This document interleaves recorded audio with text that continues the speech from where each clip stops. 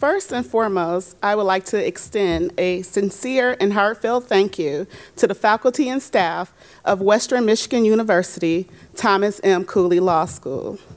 To the faculty, you challenged us and helped us to grow into future attorneys. To the staff, you supported us and ensured that things always ran smoothly. On behalf of the Lansing students, I would like to extend a special thank you to Mr. Joe Nelson and Miss Julie Mullins for always lending a helping hand when needed, and Miss Vivian for always greeting us in the lobby with a smile.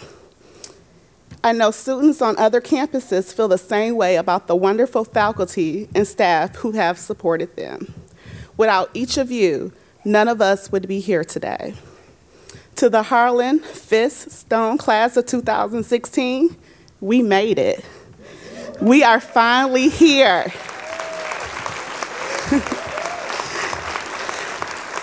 I know this is extremely corny, but believe me when I say your family and friends will appreciate it. So I need each of you to stand and locate your family in the audience. And on a count of 3, let's thank them for their support and encouragement, because this journey would not be possible without them. So on 3, thank you. 1, 2, 3.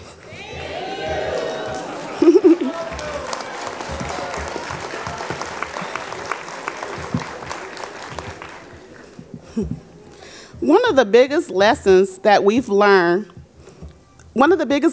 we've all learned during our time here at Western Michigan University is that, like the old saying goes, it's not about the destination, it's about the journey. We've been on this journey together. We can all attest to the hard work we've put in as law students. The difficulties of the first year, hoping that although we were fortunate enough to get in, that we were smart enough to make it here today. For those of us who were non-traditional students, balancing career, family obligations, and school on little to no sleep. Or how we all dreaded the Socratic method. And how we were hoping that we were not called on in class to recite a case, although we were well prepared, or at least we wanted our professors to think we were. Struggling, hoping, and praying that the curve will forever be in our favor and that we pass secure transactions. Listening to Professor Hinkie talk about researching information using the Googler. Or anyone who was fortunate enough to have Judge Aquilina for family law explain how Beyonce got it wrong. And instead of a ring, she should have asked for a prenup.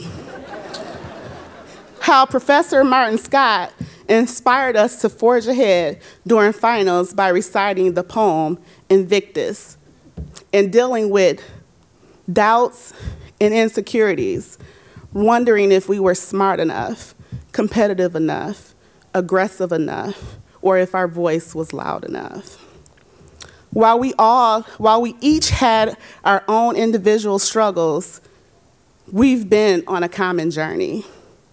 These experiences, whether we realize it or not, has forever united us. They have also forever changed us. We are not the same people we were when we sat in the classroom as first-termers. We found our purpose and our passion. We found lifelong friendships and maybe even life partners. But most importantly, we found our voice. This journey has prepared us. Every obstacle has served a purpose.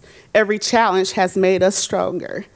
And no matter what fears, setbacks, or circumstances we had to overcome to get here, we all showed up. We are ready. We have everything we need to be excellent attorneys. And there is much work to be done for those we set out to serve. We are in the midst of an important time in American history where the climate is ripe to use the legal process to invoke change. Whether you use your voice to challenge police brutality, reform the criminal justice system, preserve voters' rights, advocate for LGBT issues, or champion for children in a child welfare system. Our voice and skills we've learned are needed to affect change. We have the power to impact the nation's future through the work that we do or don't do. Take pride in this profession. Remember why you chose this path, and use your skills and knowledge to do good and advocate for justice and change in the world. Congratulations.